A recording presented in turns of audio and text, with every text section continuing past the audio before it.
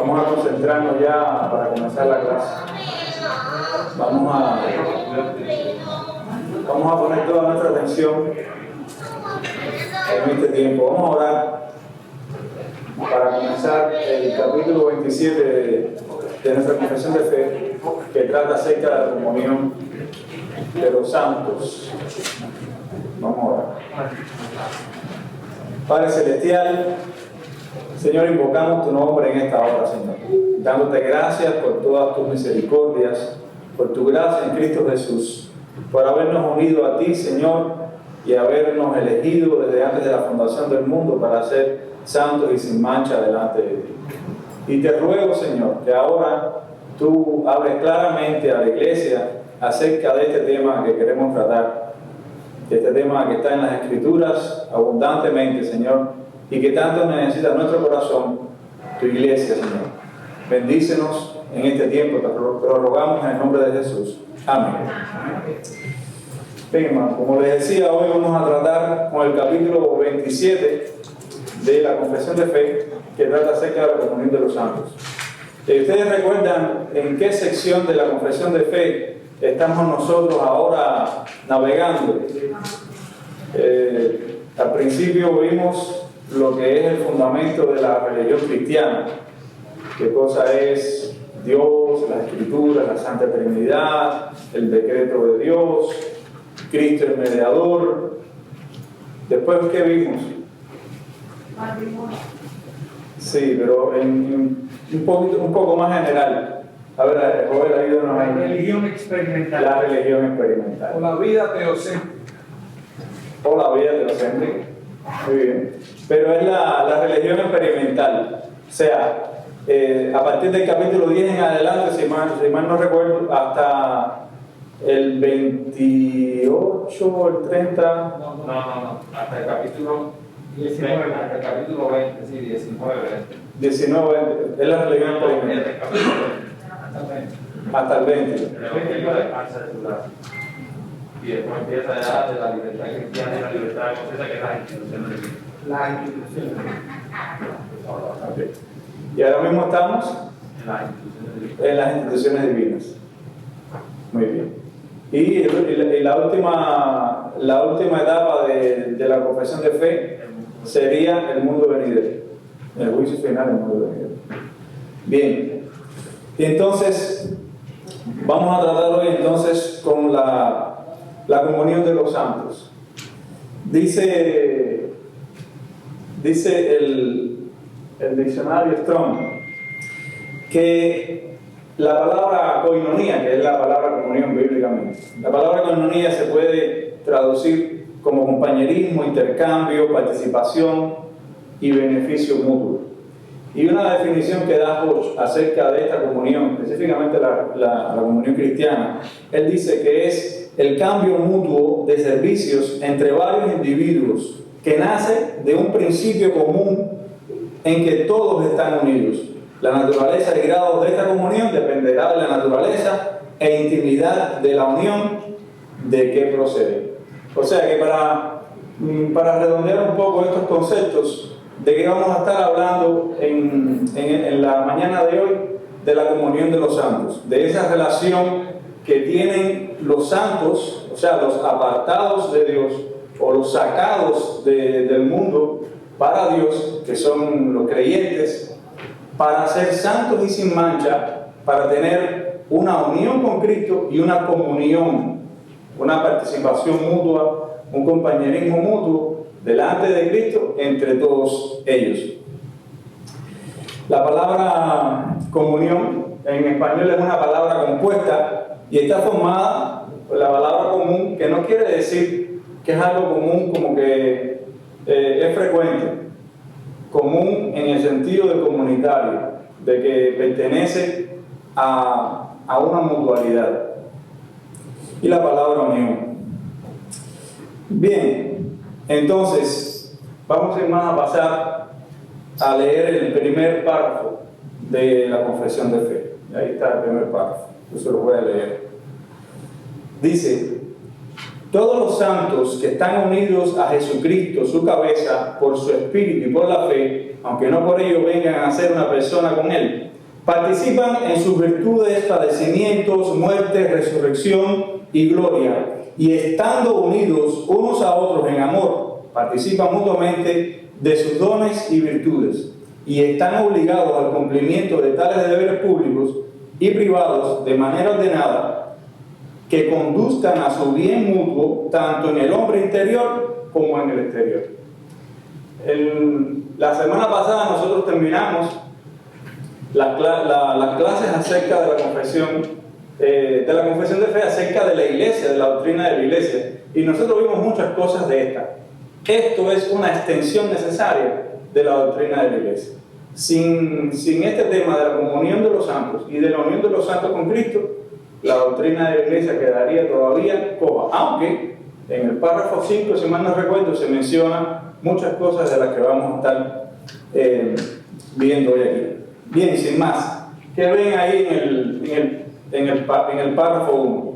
¿Qué temas está hablando en general el párrafo? Métanse ahí. Fuerza en el cerebro. Nuestra unión con Cristo y el lazo de amor, o esa unión con Cristo que tenemos los unos para los otros.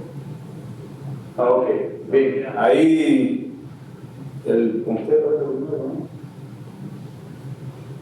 Ahí.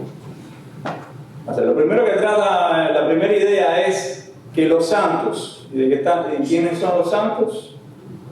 Nosotros. O sea, cuando la Biblia se refiere a santos, se está refiriendo a creyentes. O sea, Dios nos ve a través de Cristo como santos. A creyentes vivos. A creyentes vivos. Muy bien, gracias por la aclaración. O sea, estos santos somos nosotros. Y estos santos están unidos aquí. Esto es lo primero con lo que empieza la comunión de los santos. No hay comunión con otros santos a no ser que estén unidos a Cristo. O sea, tú no puedes tener una comunión verdadera, aunque tú tengas una amistad. No hay una comunión bíblica con alguien si esa persona o tú no está unido a Cristo. Ese es el primer paso. ¿Qué más vemos aquí? Dice, a Jesucristo, su cabeza. Ya esto se ha hablado varias veces aquí. Yo sé que ya los teólogos me están mirando, ya sé lo que es. Pero yo quiero ver que ustedes a veces recuerdan, cuando nosotros hablamos de que Cristo es la cabeza de la iglesia, nuestra cabeza legal, ¿viene algo a su mente? ¿Le suena algo que se haya enseñado aquí precisamente en las clases de la confesión? Aquí se está hablando del federalismo. Cristo es la cabeza federal.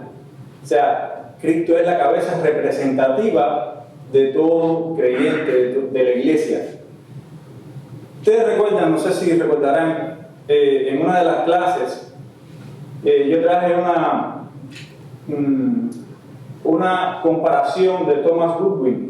Y él decía que delante de Dios hay dos hombres, Adán y Cristo. Y delante de esos dos hombres están, por así decirlo, en la cintura, en el cinturón, de esos dos hombres están todas las personas que viven y vivirán y han vivido en el mundo.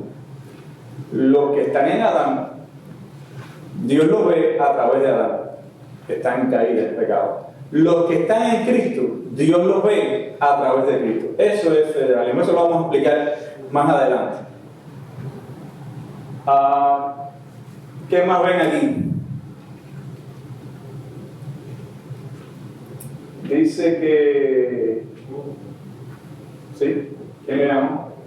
A mí siempre que he estudiado este capítulo, a mí me resulta muy interesante que esto es un capítulo que trata de la comunión de los santos y comienza hablando de la unión con Cristo.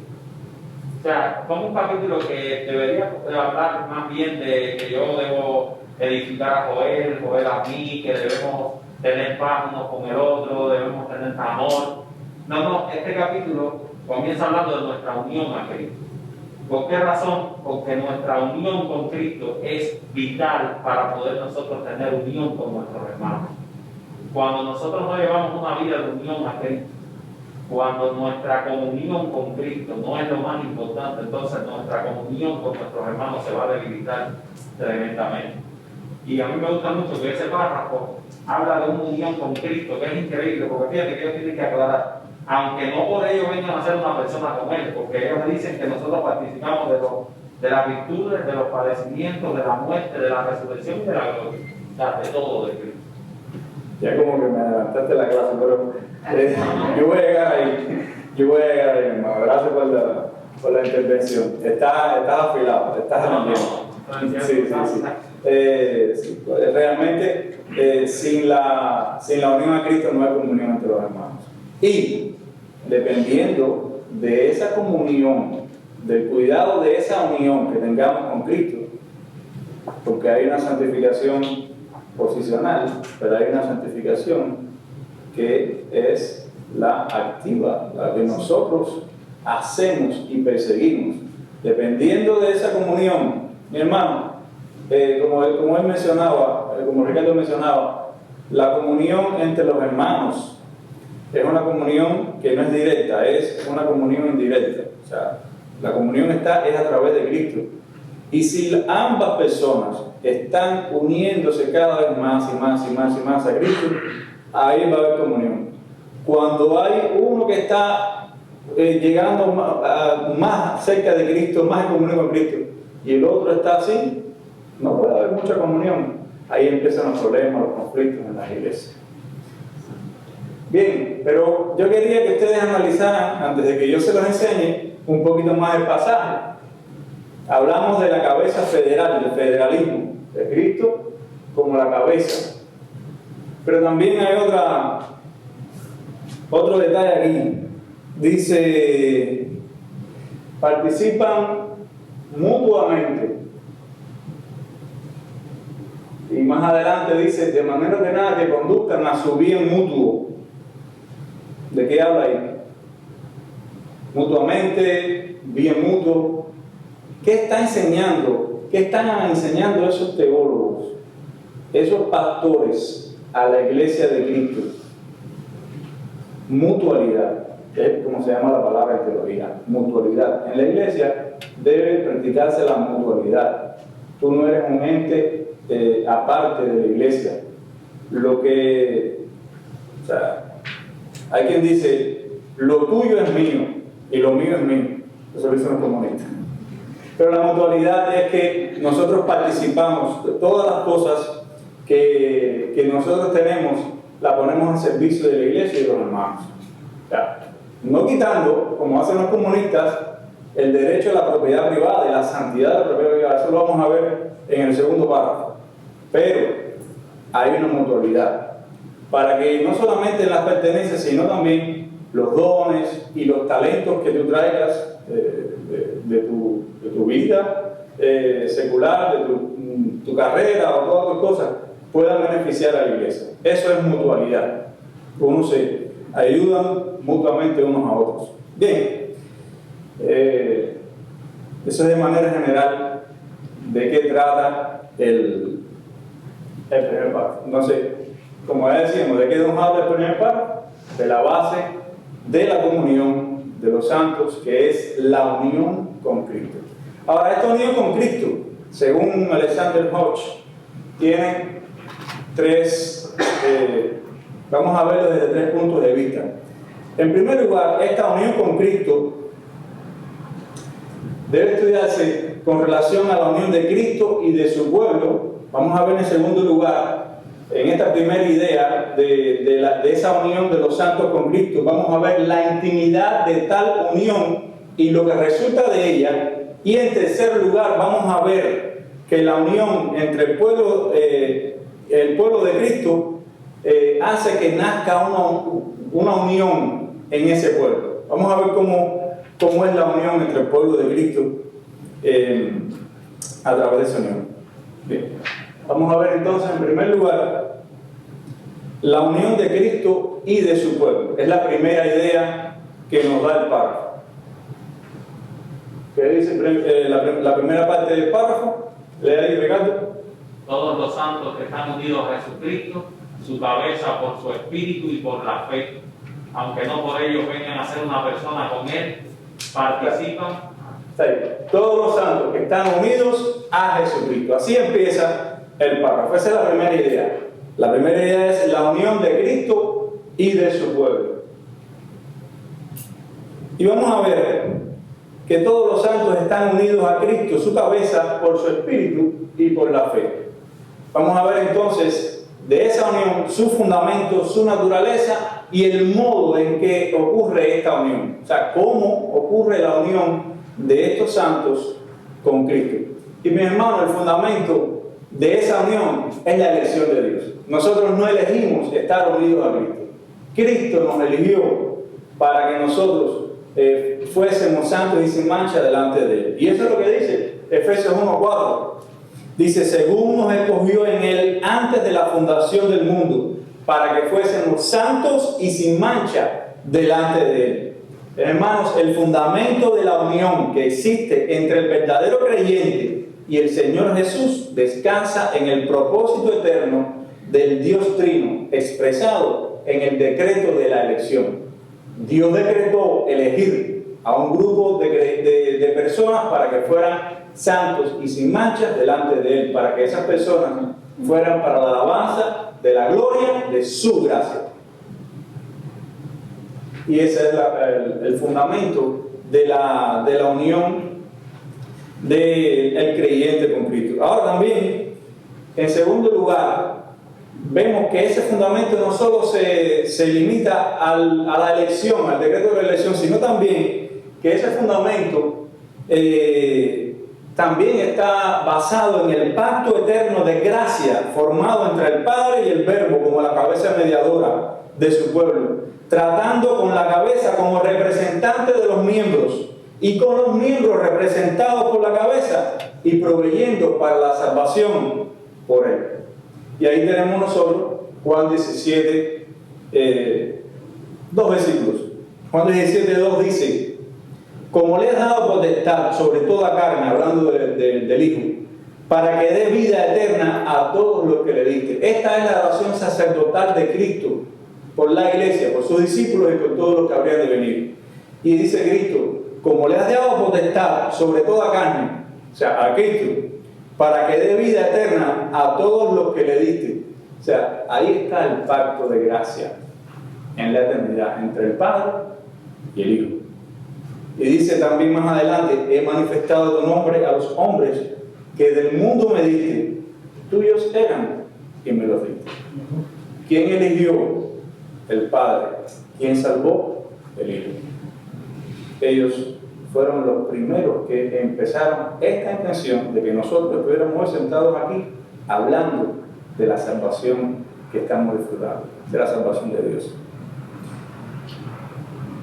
Eso es en cuanto al fundamento.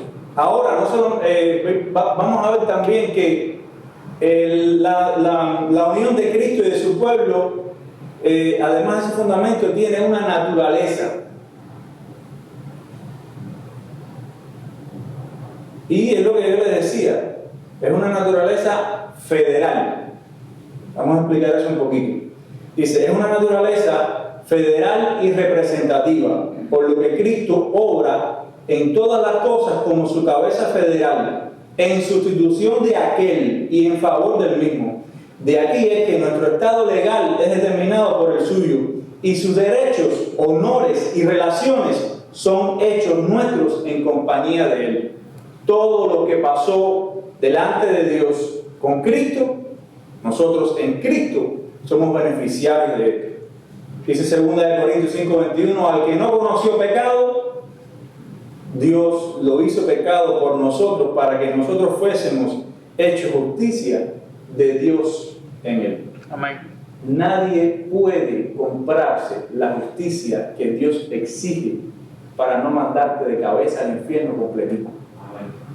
Nadie. Aunque haga lo que haga, aunque te arrepientas de lo que te arrepientas, si no es en Cristo, no hay verdadera fe y el arrepentimiento no es un don dado por Dios. Pero además, la naturaleza de esa unión de Cristo con su pueblo es federal y representativa, pero también es una unión vital y espiritual. O sea, La liga y fuente que la hace es su espíritu que mora y obra en los miembros. ¿Ustedes recuerdan qué fue lo primero que hizo Dios cuando te salvó? Que dice Efesios 1:13, que te dio que Te selló con el Espíritu. te selló con el Espíritu Santo. ¿Y qué cosa es el Espíritu Santo para nosotros? Las arras, la garantía De la herencia. de la herencia de los santos. Dice 1 Corintios 6:17, pero el que se une al Señor, un espíritu es con Él. Nosotros somos un espíritu con el Señor. Y esto lo vamos a aclarar un poco más. ¿Cuál es realmente, inmediatamente los autores de la Confesión Bautista no esperaban como los de la Westminster, que aclaran esto al final y en el tercer párrafo? Los de la Confesión Bautista enseguida aclaran hasta dónde llega esa unión. Pero dice 1 Corintios 12:13, porque por un solo espíritu somos todos bautizados en un cuerpo, ya sean judíos o gentiles, ya sean siervos o libres, y todos hemos bebido de un mismo espíritu. Y dice 1 Juan 3:24, y el que guarda sus mandamientos permanece en él, y él en él. Y en esto sabemos que él permanece en nosotros por el espíritu que nos ha dado. O sea que la naturaleza de esta unión es federal y representativa, pero también es una naturaleza vital, o sea, de vida orgánica, y es una unión espiritual a través de nuestro espíritu y del Espíritu de Dios. ¿Alguna pregunta hasta aquí? Continuamos entonces. El tercer punto subpunto acerca de esta unión de Cristo y de su pueblo es el modo, el cómo. ¿Cómo es que la Biblia narra que ocurre esta unión? Y simplemente es por el Espíritu y por la fe. Dice Efesios 3:16 y 17, para que os dé conforme a las riquezas de su gloria el ser fortalecidos con poder en el hombre interior. ¿Por quién? Por su Espíritu, para que habite Cristo por la fe en vuestros corazones, a fin de que arraigados y cimentados en amor, etcétera, etcétera. O sea, ahí vemos nosotros el cómo, de la manera en que esa unión ocurre en el creyente. Mis hermanos, como decía nuestro hermano Ricardo, la unión con Cristo es fundamental. Hay que definir bien la unión con Cristo para hablar de la comunión. ¿Sí, pastor? No. Okay. Yo hago una pregunta. No, ¿cómo se relaciona todo eso en un sentido práctico con nuestra comunión, con la comunión de los santos? Sí, si se quiere poner algún ejemplo más. Yo decía el ejemplo convergente. Si dos están acercándose a Cristo, se van a acercar más entre ellos. Ahí hay muchos conflictos que se evitan. Para mí el punto del párrafo es que esas son las cosas que tenemos en común. Cuando hablamos de común unión, esas son las cosas precisamente las que tenemos en común. Cristo,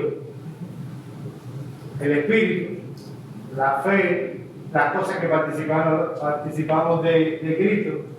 En un sentido, un cristiano chino de la China tiene más cosas en común con un cristiano de Colombia que con el chino ese con otro chino. O con su familia. Para mí eso es lo que está en ese párrafo. Nosotros vamos a hablar de comunión por las cosas que tenemos en común. Y repito, un cristiano dominicano tiene más cosas en común con un cristiano cubano que ese dominicano con otro dominicano. Y esto yo lo digo porque en la iglesia no debe haber islas de acuerdo a los países. Y nosotros vivimos en Miami y somos una iglesia multiétnica. Así que traigan ese párrafo y ese capítulo a estas cosas que estoy diciendo. Hugo, Sí. yo quería decir también que tú sabes que una manera en que nosotros medimos nuestra comunión con el Señor, cómo está nuestra vida espiritual, también es nuestra comunión con nuestros hermanos. Cuando nosotros, mi hermano, cuando tu comunión con tus hermanos, cuando tu cercanía con los demás hermanos, cuando tus rencores con los demás hermanos, cuando tú estás a flor de piel y tu cercanía está muy lejana, yo creo que lo primero que deberíamos hacer como creyentes es ver cómo está nuestra cercanía con Cristo.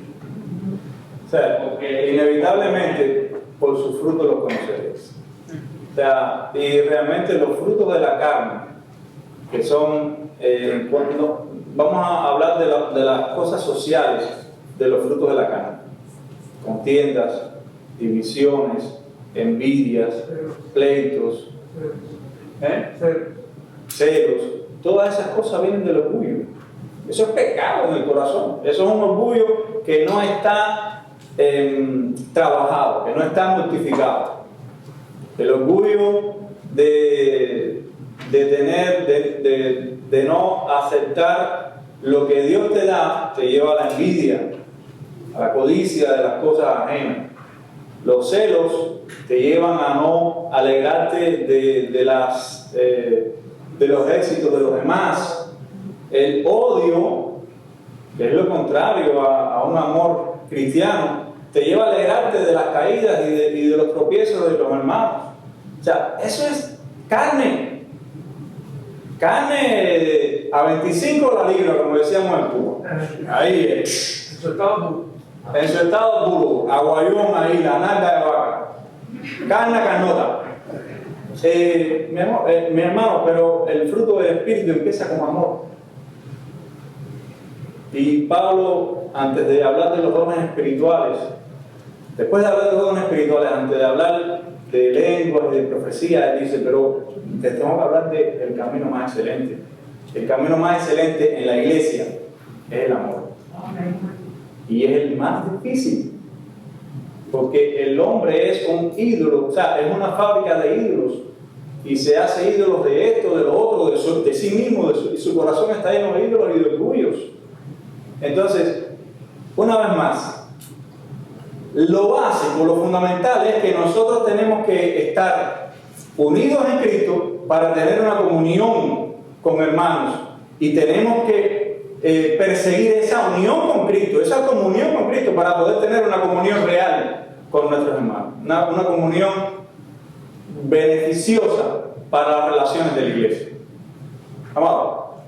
Sí, hermano, en este punto también es bueno señalar, importante señalar, que cuando se habla de la unión en Cristo por el Espíritu, habla de la obra regeneradora que Dios hace en cada uno de los que escogió precisamente para salvación. Es la obra del Espíritu quien te lleva y por la fe como causa instrumental, es el instrumento, es el ejercicio de la fe lo que hace también que tu permanencia en Cristo tenga sentido. Amén. Amén. Miren cómo dice Pablo. Pablo no dice que, o sea, el apóstol Pablo, en Efesios 4, él nos dice que fabriquemos una unión, un ecumenismo con todas las religiones que se dicen cristianas. Pablo dice que esa unión, esa comunión ya existe. Nosotros simplemente tenemos que guardarla. Y los mayores pecados de los creyentes, de los santos en la iglesia, es no saber cómo guardar esa comunión.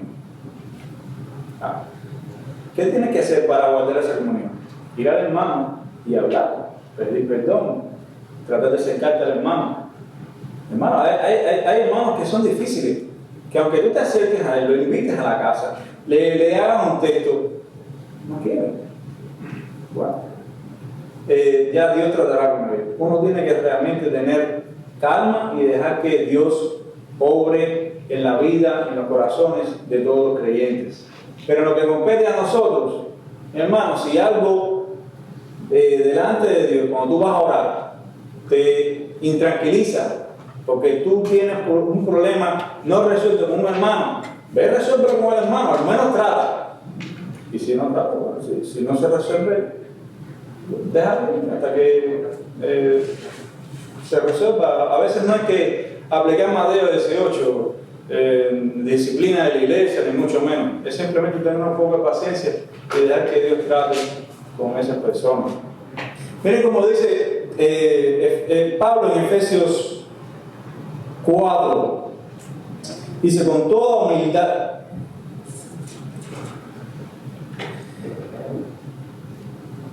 Dice desde el primer, Efesios 4, del 1, voy a leer al 6. Dice: yo pues preso en el Señor os ruego que andéis como es digno de la vocación con que fuisteis llamados. ¿Cuál es la vocación con que fuisteis llamados? Esa vocación es la vocación de Cristo, la vocación de ser santos, la vocación de ser humildes, con toda humildad y mansedumbre, soportando con paciencia los unos a los otros en amor, solícitos en guardar la unidad del Espíritu en el vínculo de la paz. Es lo que decían, hay una unidad. Tenemos que guardar esa unidad del Espíritu. ¿En el vínculo de qué? De la paz. Tiene que haber paz. En una iglesia que no hay paz, hay pecado. Solícitos en guardar la unidad del Espíritu en el vínculo de la paz. Un cuerpo y un espíritu, como fuisteis también llamados en una misma esperanza de vuestra vocación. Un Señor, una fe, un bautismo, un Dios y Padre de todos, el cual es sobre todos y por todos y en todos. Nosotros realmente tenemos súper abundante revelación bíblica acerca de estas cosas, como para dejarlas así. No es algo ligero. La comunión de los santos no es algo ligero. La comunión de los santos, y vamos a verlo más adelante, habla de la salvación y habla de la presencia de Cristo en la vida de una persona y en la vida de la iglesia. Hermano, de hecho, uno de los elementos que habla de que precisamente se trata de la iglesia de Cristo, de que no es un club, de que no es un grupo que se une, de eso habla precisamente la mano que uno para nosotros, es la esencia de lo que es la iglesia de Cristo, o uno de los pilares.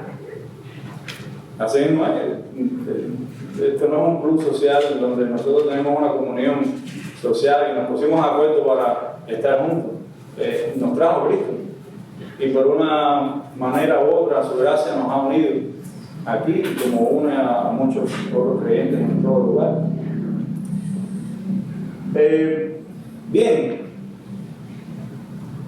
vamos a busquen en sus Biblias estos ejemplos de la unión de Cristo y su pueblo. Estos son ejemplos que la Biblia tiene acerca de la unión, a la relación que existe entre Cristo y la iglesia. En primer lugar, se compara el cimiento y lo edificado en él. ¿Quién es el cimiento? ¿Quién es el cimiento? Y nosotros somos el edificio de Dios. Primera de Pedro 2, 4 y 6. ¿Quién lo tiene? También vayan buscando los otros textos que están ahí. Juan 15, 5, que habla la comparación entre el árbol y las ramas. También se compara esta relación de los miembros del cuerpo y la cabeza en Efesios 4, 15 y 16. Entre el marido y la esposa en Efesios 5, 31 y 32.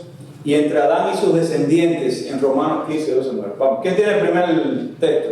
Primera de Pedro 2, 4 y 6. Acercándoos a él, piedra viva, desechada ciertamente por los hombres, mas para Dios escogida y preciosa. Vosotros también, como piedras vivas, sed edificados como casa espiritual y sacerdocio santo, para ofrecer sacrificios espirituales aceptables a Dios por medio de Jesucristo, por lo cual también contiene la Escritura: he aquí pongo en Sión la piedra principal del ángulo, escogida y preciosa, y el que creyere en él no será avergonzado. O sea, ¿qué somos nosotros? ¿Qué es Cristo? La piedra principal, la piedra que es el cimiento. Y nosotros somos una casa espiritual, somos sacerdotes, somos piedras escogidas para ir edificando ese edificio.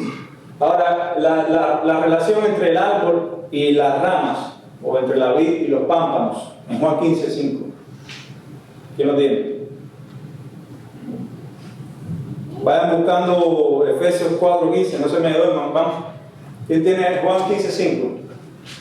Yo soy la vid, vosotros los pámpanos. El que permanece en mí y yo en él, este lleva mucho fruto, porque separados de mí, nada podéis hacer. Hermanos, nada podemos hacer separados de Cristo. Y cuando nosotros estamos unidos a Cristo, la intención de Dios es que llevemos mucho fruto. no que seamos desgajados de ese árbol. También la unión de Cristo se compara a los miembros del cuerpo con la cabeza. En Efesios 4, 15, 16, ¿quién lo tiene?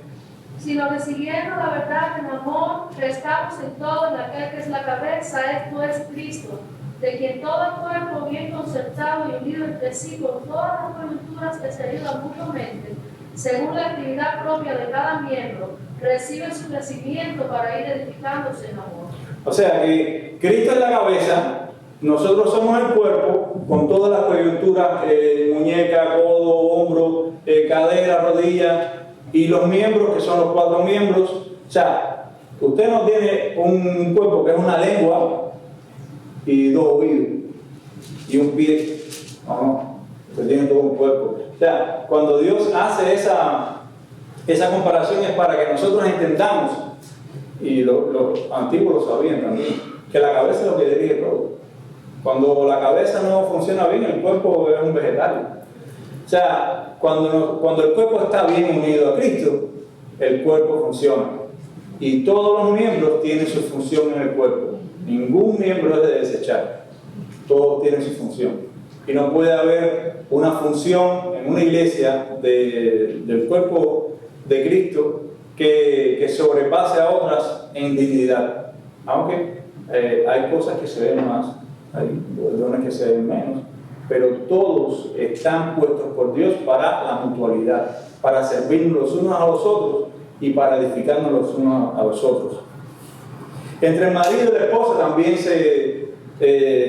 el ejemplo del marido y la esposa se toma para poner el ejemplo de Cristo y la iglesia. ¿Quién tiene Efesios 5, 31 y 32? Por esto dejará el hombre a su padre y a su madre y se unirá a su mujer, y los dos serán una sola carne. Grande es este misterio, mas yo digo esto respecto de Cristo y de la iglesia. Grande es este misterio, mas yo digo esto de Cristo y la iglesia. Hay una unión mística, y eso lo vamos a ver después.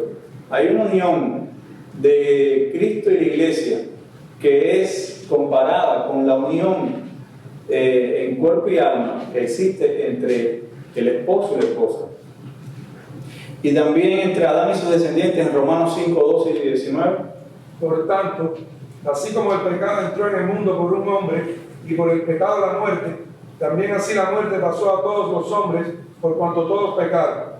Porque hasta la ley, el pecado estaba en el mundo, pero no habiendo ley no se imputa pecado. No obstante, reinó la muerte desde Adán hasta Moisés, aún en los que no pecaron a la manera de la transgresión de Adán, el cual es figura del que había de venir. Mas el don no fue como la transgresión, porque si por la transgresión de aquel uno murieron los muchos, mucho más abundó a los muchos la gracia de Dios y el don por la gracia de un hombre, Jesucristo. Ni fue la dádiva como la transgresión de aquel uno que pecó, porque el juicio a la verdad vino de un solo pecado, para condenación, pero el don vino de muchos delitos para justificación. Porque si por el delito de uno reinó la muerte por uno, mucho más reinarán en vida por uno, Jesucristo, los que reciben la abundancia de la gracia y del don de la justicia. Así que, de la manera que por un delito vino la culpa a todos los hombres para condenación, así por un acto de justicia vino la gracia a todos los hombres para justificación de vida. Porque así como por la desobediencia de un hombre los muchos fueron constituidos pecadores, así también por la obediencia de uno los muchos serán constituidos justos. O sea, Adán y el postrer Adán. Adán trajo la desobediencia, nada grave, desobedeció a Dios y comió de la fruta prohibida. Eso, toda esa desobediencia pasó a su descendiente. Cristo obedeció perfectamente, aún en las más paupérrimas condiciones, en el desierto, en Getsemaní y en la cruz. Dios llevó a Cristo a condiciones infrahumanas. Mi hermano, Cristo compró esa obediencia para nosotros, de manera tal que esa obediencia de Cristo es representada delante de Dios y imputada a sus descendientes. Nosotros somos descendientes del postrer Adán. que es Cristo. Bien, pero hay una limitación que es importante y que los autores de la confesión enseguida lo ponen después de esta primera idea de la unión con Cristo. Dice: todos los santos que están unidos a Jesucristo, su cabeza, por su espíritu y por la fe, aunque no por ello vengan a ser una persona con Él. Y ahí paro la idea. Dice la confesión de Westminster en su último párrafo con relación a él. Ellos aclaran un poco más. Claro, estas cosas nosotros las hemos hablado en la doctrina de Cristo Mediador y otras doctrinas. Dicen ellos: esta comunión que los santos tienen con Cristo no les hace de ninguna manera participantes de la sustancia divina, ni los hace iguales a Cristo en ningún respecto, y al afirmar tal cosa sería impiedad y blasfemia. Y hay textos. Cuidado. Hay personas que se confunden con la nueva era, con los mormones y con otras religiones orientales, y que promueven una piedad en la que hay una nueva naturaleza cuando uno se convierte. Y tú te mezclas. O sea, tu espíritu se mezcla con el espíritu de Dios. No hay mezcla, no hay confusión, no hay composición, solamente unión.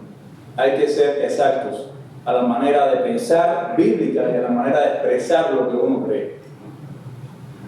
Para ponerlo en el terreno, cuando uno ve a Benny Hinn diciendo que somos pequeños Jesús, cuando uno ve a Cash Luna también diciendo que somos pequeños Jehová Junior, recuerden de ese párrafo de lo que está diciendo.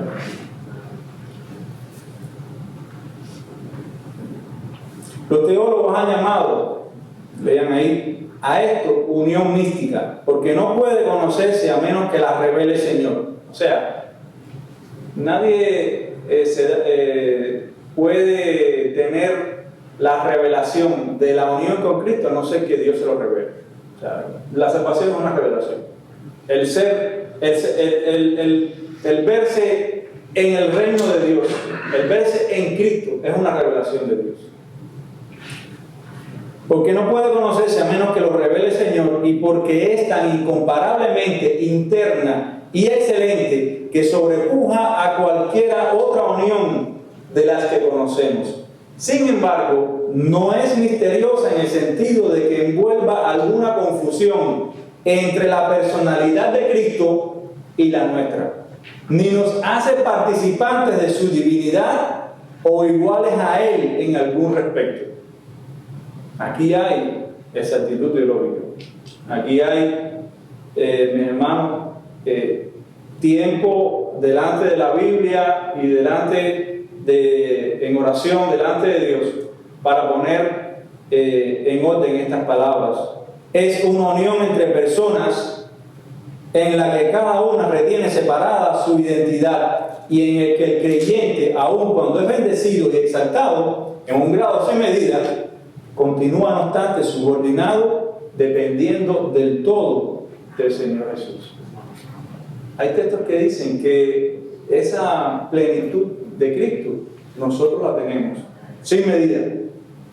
O sea, nosotros no podemos imaginarnos toda la gloria que vendrá en el siglo venidero, en nuestros cuerpos. Tú no te puedes imaginar. Tú puedes leer la palabra y tener una revelación fresca de estas cosas y desearlas y esperarlas, pero realmente no cabe en la cabeza humana todo lo que Dios quiere y va a hacer con nosotros, con nuestro cuerpo, con nuestra alma en el siglo venidero. Pero ahora no estamos en ese nirvana, por así decirlo, en esa perfección total.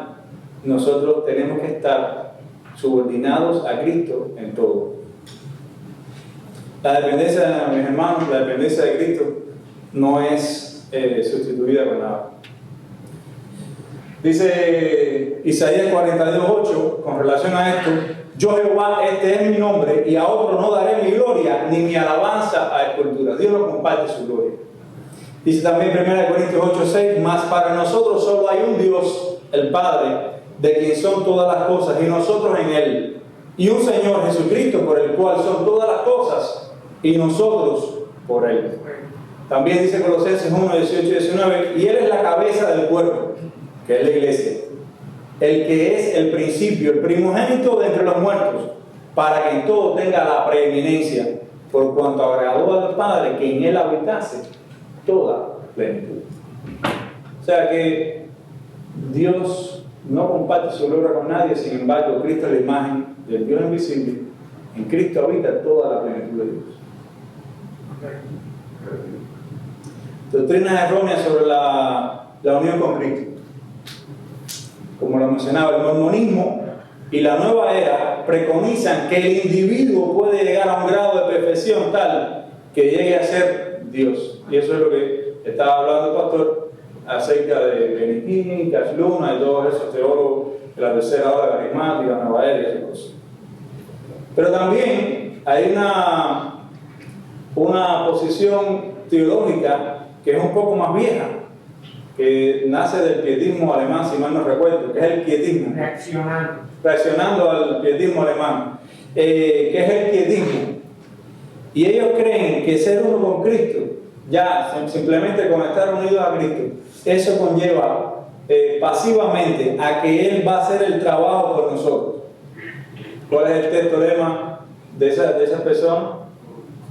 El que comenzó en vosotros la buena obra. Y Gálatas 2:20. Vamos a buscar tal vez Gálatas 6. Ese era el lema, el texto lema del pietismo. Con Cristo estoy juntamente crucificado y ya no vivo yo. Y ya no vivo yo, más vive Cristo en mí. Gálatas 2:20. Completamente el texto. Exacto, ellos llevan demasiado las implicaciones del texto, demasiado lejos.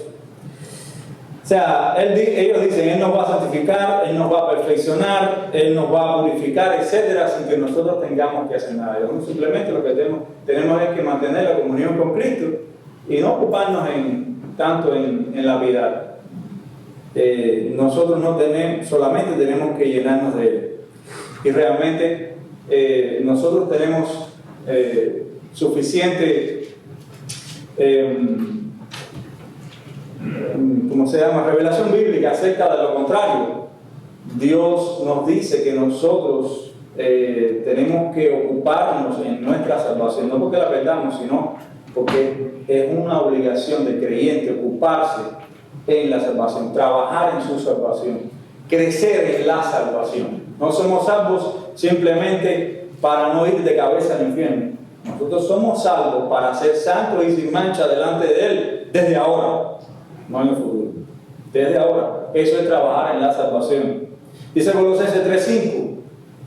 Y estos son textos que están hablándole al cristiano de que tiene que ejercer su voluntad, dominio propio, tiene que pensar en esto. ¿Qué es lo que dice el primer y grande mandamiento? Amarás a Dios con todo tu corazón, con toda tu fuerza, con toda tu mente, con toda tu voluntad. O sea, todo el ser está involucrado en adorar a Dios. Y dice Colosenses 3:5, haced morir pueblo terrenal en vosotros, fornicación, impureza, pasiones desordenadas, malos deseos y avaricia, que es idolatría.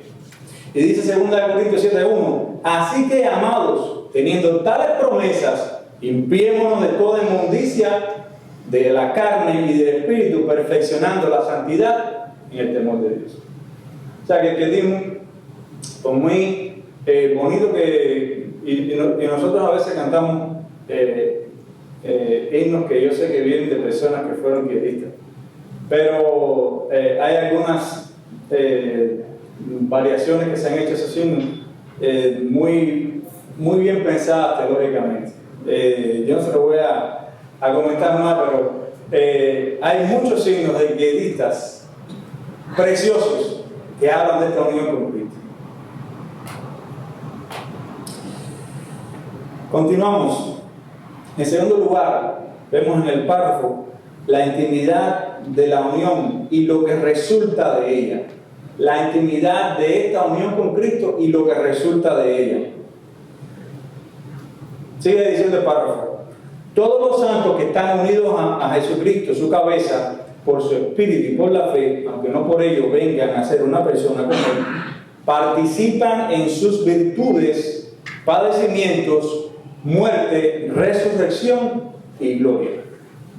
O sea, hay una participación, hay una intimidad de la unión que resulta en que nosotros participamos de cosas que Cristo participó. Mis hermanos, si Cristo dijo, si a mí me rechazaron, a ustedes lo van a rechazar. Si a mí me persiguieron, a ustedes lo van a perseguir. No piense que no te va a tocar. En algún momento vas a tener que sufrir por la fe. Prepárate en oración, prepárate en la palabra, porque eso viene. Dice Filipenses, dice en cuanto a las virtudes, en Juan 1:16, y de su plenitud tomamos todos gracia sobre gracia. Hermanos, todas las virtudes de Cristo, que esas virtudes pueden verse en el carácter cristiano a través del fruto del Espíritu. Son 9 virtudes: amor, gozo, paz, paciencia, benignidad, bondad, mansedumbre, templanza, el dominio propio. Todas esas virtudes del carácter de Cristo, nosotros también podemos participar de ellas. Dice, porque de su plenitud tomamos todos y gracia sobre gracia. Pero también a nosotros se nos da el que padezcamos también por Cristo. Dice en Filipenses 3:9, y ser hallado en él, no teniendo mi propia justicia que es de la ley, sino la que es por la fe de Cristo, la justicia que es de Dios por la fe, a fin de conocerle y el poder de su resurrección y la participación de sus padecimientos en conformidad a su muerte.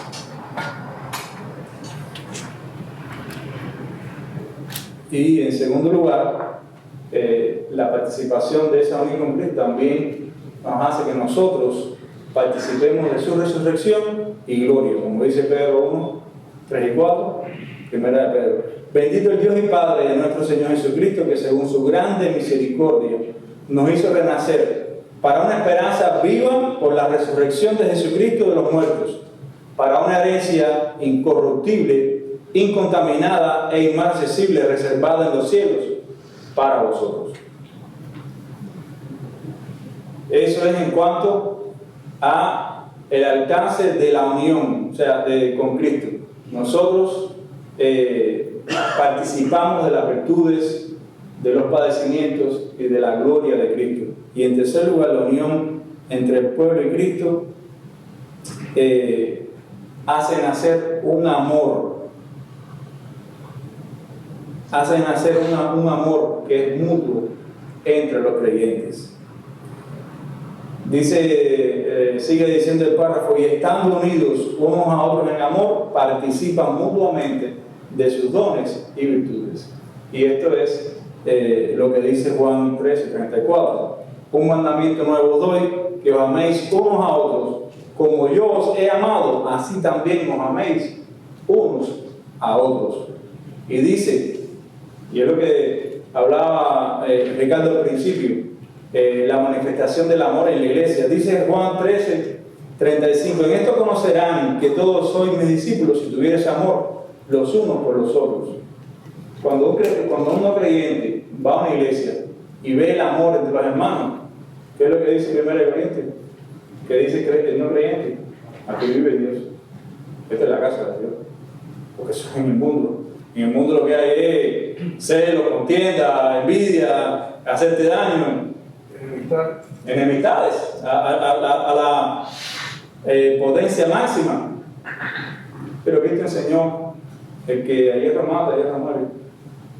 También amonestó a sus discípulos acerca de querer hacerse grandes, de las divisiones entre ellos. Pues no será así entre vosotros. El que quiera ser grande será el servidor de vosotros. Hermano, hay algo que caracteriza la madurez espiritual de un creyente, y es que cuando hay un problema entre dos hermanos, el primer paso lo da el más espiritual. El primer paso para saldar el problema, la persona que está mejor en comunión con Cristo, va a dar ese paso. Va a acercarse, no va a alejarse. No va a dejarse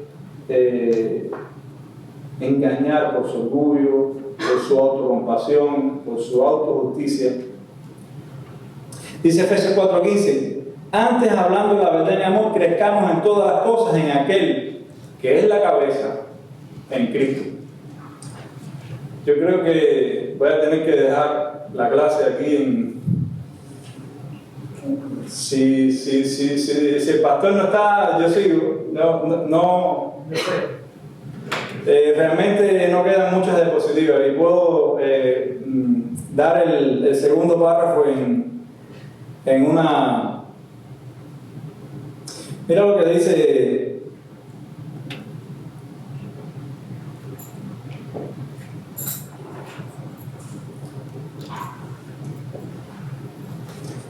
Este hombre, Alexander Strauss, en su libro Si os mordéis y os coméis unos a otros, hablando de este texto de Gálatas,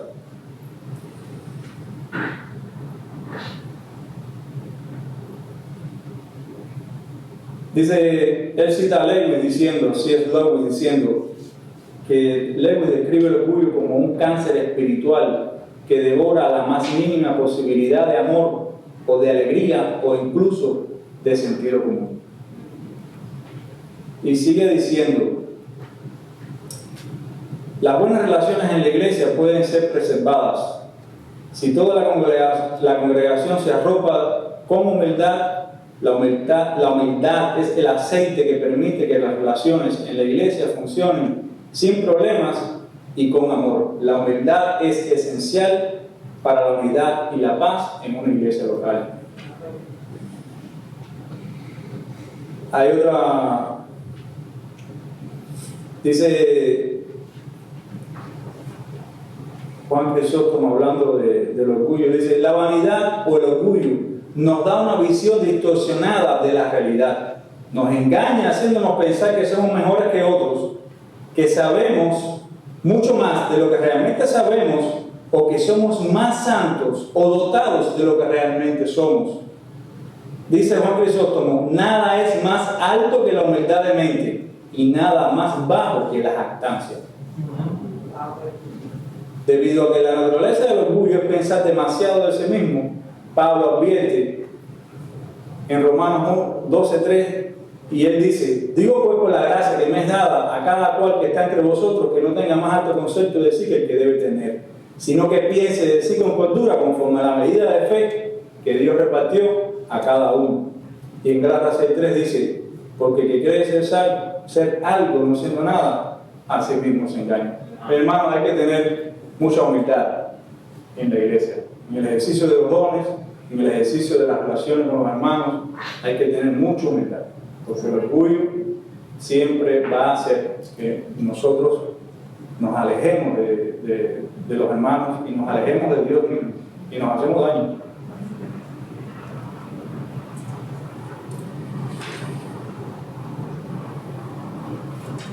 Bien.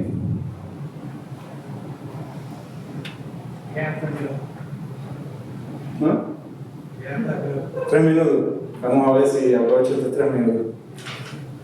Bien, vamos entonces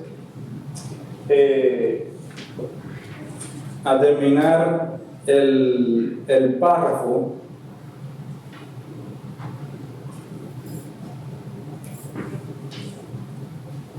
El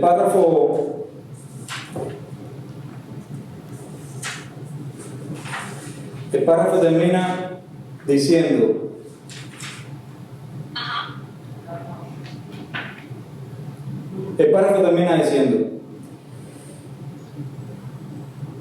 y están unidos, hablando de los cristianos, ahí en la mitad del primer párrafo, y están unidos, y estando unidos unos a otros en amor, participan mutuamente de sus dones y virtudes, y están obligados al cumplimiento de tales deberes públicos y privados de manera ordenada que conduzcan a su bien mutuo, tanto en el hombre interior como en el hombre exterior.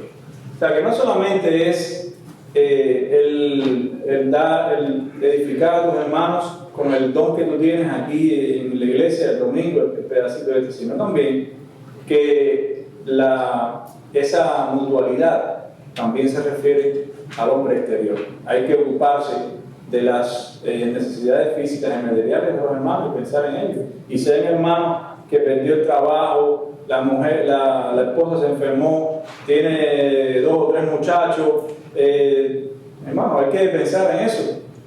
No podemos pensar, tenemos que comprar un local para la iglesia, pero ahora el hermano tiene esta situación, imagínate, ahora no vamos a poder comprar el local. No, hermano, Dios no se ocupa de los lugares de edificación.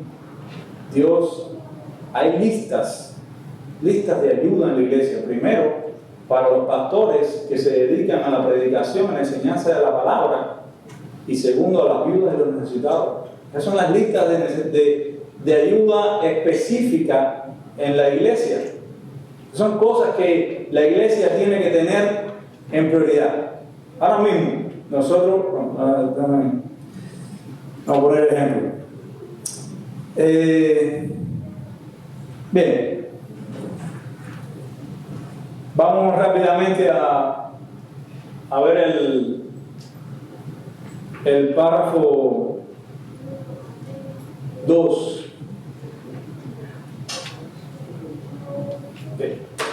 El párrafo 2. Dice, los santos por su profesión están obligados a mantener entre sí un compañerismo y comunión santos en la adoración a Dios y en el cumplimiento de los otros servicios espirituales que tiendan a su edificación mutua, así como ayudarse unos a otros en las cosas externas según sus posibilidades y necesidades. Según la norma del Evangelio, aunque esta comunión deba ejercerse especialmente en las relaciones en que se encuentran, ya sea en las familias o en las iglesias, debe extenderse según Dios dé la oportunidad a toda la familia de la fe, es decir, a todos los que en todas partes invocan el nombre del Señor Jesús. Sin embargo, su comunión mutua como santos no quita ni infringe el derecho a la propiedad que cada hombre tiene sobre sus bienes y posesiones. Bien, el primer ejemplo que nosotros vemos en este párrafo es la ayuda a través, cómo debe manifestarse esa comunión entre los hermanos a través de la ayuda espiritual. Dice Hebreos 3, del 12 al 13, mirad hermanos que no haya en ninguno de vosotros corazón malo de incredulidad para apartarse del Dios vivo, antes exhortados los unos a los otros cada día, entre tanto que se dice hoy, para que ninguno de vosotros se endurezca por el engaño del pecado. O sea, esa es una responsabilidad de cada miembro, no solo del pastor y los líderes y los diáconos. Cada miembro debe estar exhortándose, alabando el nombre de Dios con los hermanos, hablando de Dios, hablando del reino. Eso aviva el espíritu en la iglesia. Y dice en Hebreos 10, y consideremos unos a otros para estimularnos al amor y a las buenas obras, no dejando de congregarnos como algunos tienen por costumbre, sino exhortándonos, y tanto más cuanto veis que aquel día se acerca. Cuando un hermano venga a exhortarte, no pienses que es porque él se piensa mejor que tú. Quizás ese hermano lo que está es preocupado por tu alma y quiere que tú realmente resplandezcas en Cristo. ¿Cómo debe manifestarse esa comunión entre los hermanos? También a través de la ayuda material. Y aquí, en 1 Juan 3, 17, 18, el ejemplo que yo les decía, pero el que tiene bienes de este mundo y ve a su hermano tener necesidad y cierra contra él su corazón, ¿cómo mora el amor de Dios en él? Hijitos míos, no menos de palabra ni de lengua, sino de hecho y de verdad. Y en Santiago 2.15, ¿qué dice Santiago acerca de la fe que obra? Que si tú le dices a tu hermano que tiene problemas, que está desnudo, que no tiene la manutención, ve y te voy a orar por ti y no lo ayudas teniendo la posibilidad de ayudarlo. Hermano, simplemente tu fe no tiene obra, es una fe vacía. ¿Cuál es el radio de la acción de esa ayuda? Según este párrafo, la familia primero. Y aquí, por supuesto, empezamos por la familia nuestra. Porque si alguien se ocupa más de la gente de la calle que de su casa, que es lo que decimos los cubanos, candil, y dice la Biblia que es peor con el credo, esa gente. Pero también en la iglesia local, como la familia de Dios, dice: los ancianos que gobiernan bien se han tenido por dignos de doble honor, y mayormente los que trabajan en predicar y enseñar. Porque la Escritura dice: no pondrás bozal a buey que trilla, y digno es el obrero de su salario. Y eso lo estábamos discutiendo aquí el otro día. El pastor tiene todo el derecho de ser sostenido a tiempo completo por la iglesia, porque la Biblia lo dice. Y lo voy a reafirmar aquí en esta clase. Nosotros como iglesia tenemos una responsabilidad de sostener no solamente a los hombres que están dedicados a la predicación y enseñanza del Evangelio, sino también, en algunos casos, a viudas, muy bien justificada esa lista de viudas, y necesitados, personas enfermas que no pueden trabajar, que están solos. La iglesia tiene que echarse a esa gente arriba. Y también todos los que invocan el nombre del Señor, como hay ejemplos en las Escrituras de iglesias que enviaron ofrendas para otras iglesias que estaban dice Gálatas 6:10, así que según tengamos oportunidad, hagamos bien a todos y mayormente a los de la familia de la fe. Y en último lugar, dice en el párrafo: sin embargo, y esa es la limitante, su comunión mutua como santos no quita ni infringe el derecho o la propiedad de cada hombre, que cada hombre tiene sobre sus bienes y posesiones. Bien, mi hermano, simplemente la Biblia enseña claramente la pecaminosidad del robo y la santidad de la propiedad privada. Nosotros, nuestra generación, no creció en eso, pero la generación anterior a nosotros en Cuba vio como un régimen comunista le quitó todo: obras de arte, posesiones, fábricas, casas, a personas que toda su vida habían trabajado por esas cosas. No respetaron la propiedad privada.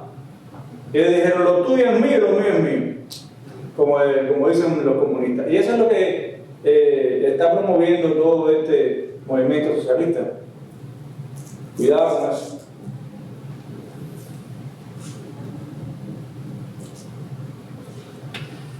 En último lugar, y aquí termina el párrafo con la limitante de esa comunión. Yo creo que la enseñanza ha sido buena, clara, se han puesto ejemplos, se han puesto suficientes textos bíblicos, y creo que el Espíritu ha hablado a la iglesia. Vamos a orar, darle gracias a Dios por este tiempo a la mañana y pedirle su bendición al respecto. Señor, te damos gracias por tu palabra, Señor. Gracias porque es lámpara a nuestros pies y lumbrera a nuestro camino. Gracias, Señor, porque tú no nos has dejado en la oscuridad y al abandono, sino que nos has dado tu Espíritu Santo para que nos revele claramente en tu palabra todos los secretos y todas las maravillas que tú tienes para nosotros, Señor. Gracias por tu mente puesta aquí en esta palabra preciosa. Gracias, Señor, también te damos por habernos dado, Señor, esta confesión para que nosotros podamos tener algo organizado y sistemático en lo que meditar en estos temas tan vitales para la iglesia. Bendice esta iglesia, esta pequeña iglesia, con todas las cosas que nosotros hemos enseñado, Señor, y mucho más también, Señor. Síguenos revelando, síguenos reformando, Señor. Síguenos, Señor, santificando y perfeccionando para la alabanza de tu gloria, Señor. Para ser santos y sin mancha delante de ti, para ser útiles, para ser vasos de honra, para que nosotros podamos ser usados en esta comunidad, en esta ciudad que tanto necesita ver el reflejo tuyo, Señor, en la vida de los hombres. Bendícenos, Señor. Perdona nuestros pecados y nuestras faltas con relación a las cosas que hemos estado enseñando aquí. Y te rogamos, Señor, que nos perfecciones y que nos uses, Señor, cada día más. En el precioso nombre de Jesús te pedimos estas cosas. Amén.